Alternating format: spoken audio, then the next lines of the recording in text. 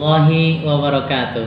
Sabahul khair, kaifa halukum? Mudah-mudahan kalian semua dalam keadaan sehat walafiat ya.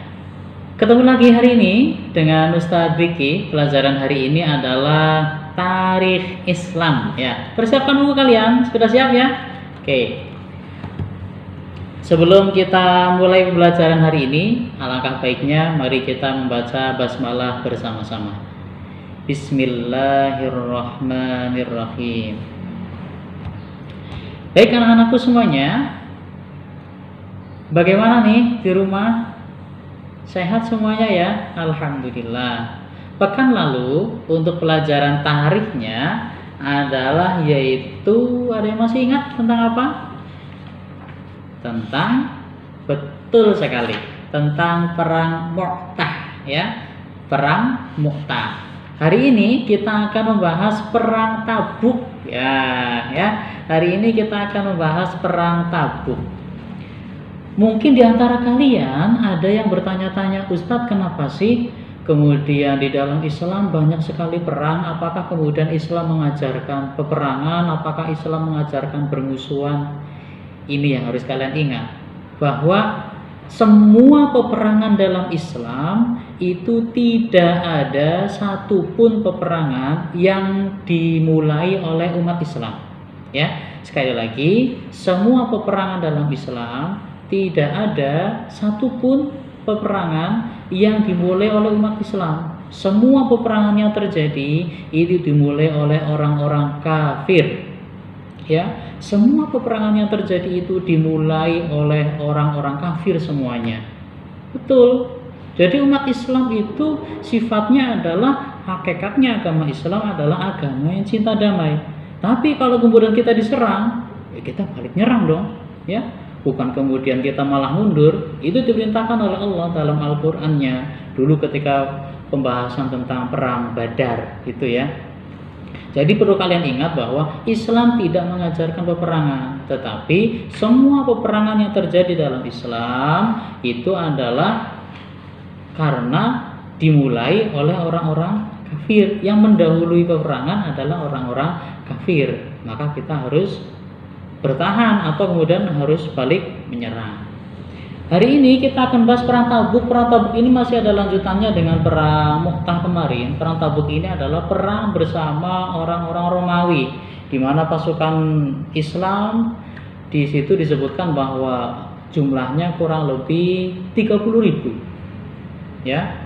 Pasukan Romawi berapa? Pasukan Romawi jumlahnya adalah 40.000. 30.000 melawan 40.000. Dalam perang Mu'tah, perang pasukan Islam yang pasukannya lebih sedikit saja dimenangkan oleh umat Islam. Nah, ini pasukan Islam jumlahnya 30.000 ya, melawan pasukan 40.000. Bagaimana ceritanya? Nah, perang Tabuk ini adalah perang terakhir yang dipimpin oleh Rasulullah ya. Ghazwatul Tabuk, perang Tabuk ini merupakan perang terakhir yang dipimpin oleh Rasulullah SAW.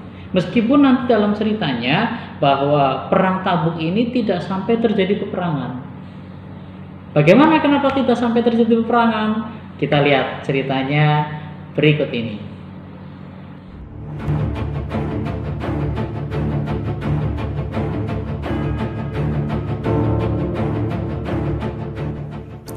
Begitu banyaknya sejarah perang dalam Islam yang tertulis dalam sejarah dengan tinta emas kegemilangan.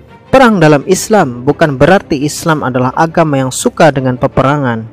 Harus diingat dengan baik bahwa Islam tidak pernah memulai perang, tetapi orang-orang kafirlah yang selalu memulai peperangan.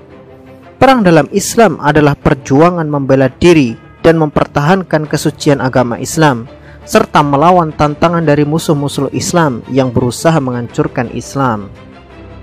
Salah satu perang yang cukup fenomenal di dalam Islam adalah perang Tabuk. Perang ini dipimpin langsung oleh Rasulullah SAW, dan perang ini juga disebut sebagai perang terakhir yang dijalani oleh Rasulullah SAW. Perang Tabuk juga adalah sebuah ujian pada waktu itu bagi kaum muslimin. Medan Tabuk yang cukup jauh dengan jalur yang cukup sulit serta perbekalan yang pas-pasan membuat para sahabat merasa kesulitan. Bahkan para sahabat menunggangi satu onta untuk 10 orang secara bergantian.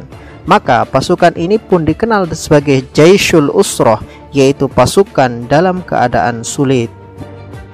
Di Madinah dan di Mekah saat itu sedang musim panen kurma, di mana biasanya orang-orang Arab bersantai dan menikmati hasil panen yang mereka tunggu-tunggu. Bagi orang-orang munafik, mengikuti perang bersama Rasulullah SAW adalah sebuah kebodohan tingkat tinggi. Mereka memilih bersantai di Madinah dan menikmati panen kurma.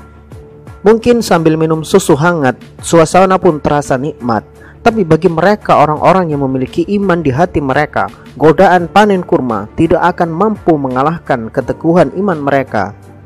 Ikut perang bersama Nabi Muhammad SAW adalah sebuah kehormatan tertinggi di dalam Islam. Jarak antara Tabuk dari Madinah sekitar 770 kilo. Dengan perbekalan yang seadanya dan kondisi medan yang cukup sulit, benar-benar sebuah ujian keimanan. Maka berangkatlah Rasulullah SAW bersama 30.000 pasukannya menuju medan Tabuk. Para sahabat bersama Rasulullah SAW sampai harus menghemat makanan agar bekal yang dibawa cukup hingga pulang kembali ke Madinah. Perjalanan untuk sampai ke Tabuk memakan waktu hingga 15 hari. Ditambah lagi musim panas yang sedang pada puncak-puncaknya. Kalau bukan karena keimanan, siapakah yang sudi melakukan perjalanan seperti itu? Sesampainya pasukan muslim di medan Tabuk, maka Rasulullah SAW menyiapkan seluruh pasukan untuk bersiap menghadapi pasukan Romawi sesuai dengan janji yang disepakati. Namun ketika ditunggu-tunggu hingga hampir kering, ternyata pasukan Romawi tidak juga datang. Hingga malam, hingga esok, sampai esoknya, sampai esok lagi, pasukan Romawi juga tidak datang. Ternyata pasukan Romawi takut berhadapan dengan pasukan Islam.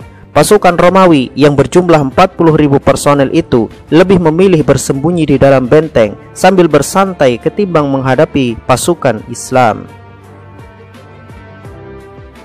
Pasukan Romawi masih sangat ingat pada pertempuran Mu'tah, di mana kaum muslimin yang jumlahnya hanya 3.000 mampu membuat kewalahan pasukan Romawi yang jumlahnya 200.000.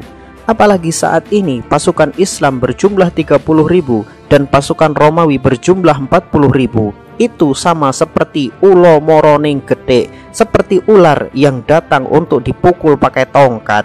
Benar-benar auto bunuh diri namanya. Mending santai di balik tembok sambil ngobrol tentang jodoh yang tak juga kunjung datang. Meskipun tidak terjadi pertempuran di medan Tabuk, Rasulullah SAW menetap di Tabuk selama 20 hari, sembari membuat kesepakatan dengan daerah-daerah sekitar Tabuk. Penduduk sekitar Tabuk pun berbondong-bondong masuk Islam, dan sebagian lain membuat akta damai dengan Rasulullah SAW dan membayar jizyah.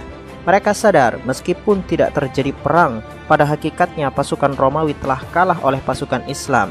Sampai hari yang ditentukan, pasukan Romawi tidak juga nampak batang hidungnya di medan Tabuk. Itu menunjukkan kepengecutan level naga bagi pasukan Romawi. Itulah kemenangan umat Islam, di mana Allah tanamkan rasa takut kepada musuh-musuh Islam, sehingga ketika mereka berhadapan dengan pasukan Islam, mereka sibuk menghitung jumlah. Jika dirasa jumlah pasukan mereka kurang, mereka pun menjadi pecundang dan takut datang ke medan perang. Hal itu justru berbeda dengan pasukan Islam. Seberapa besar jumlah pasukan musuh, mereka tidak pernah gentar. Bagi pasukan Islam, mati adalah surga, hidup adalah kemuliaan.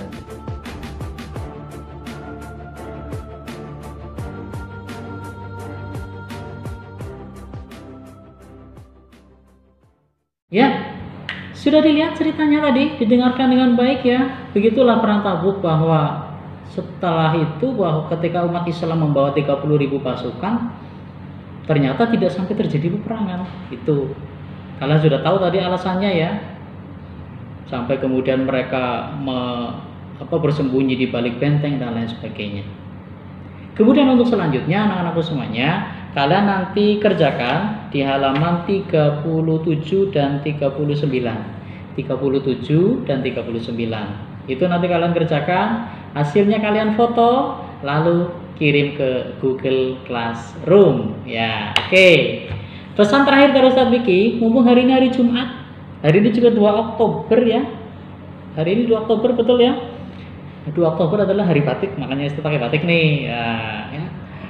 Hari batik. Batik merupakan budaya Indonesia, maka kita harus hargai budaya tersebut, kita harus bangga dengan budaya tersebut. Yang kedua, semalam ya Ustadz-Ustadzah sudah mengesarkan tentang bahwasanya hari Jumat itu baik untuk membaca surah Al-Kahfi. Nah, yang belum membaca surah Al-Kahfi, Ustadz ingatkan baca surah Al-Kahfinya. Oke, semangat ya. Mudah-mudahan kita bisa mendapatkan berkah hari ini di hari Jumat ini Sayyidul Ayyam. Mudah-mudahan kalian semua dan keluarga selalu dalam keadaan sehat, dan doakan Ustadz-Ustadzah di sini agar selalu dalam keadaan sehat walafiat. Terima kasih. Syukran katsiran ala husni ihtimamikum. Assalamualaikum warahmatullahi wabarakatuh.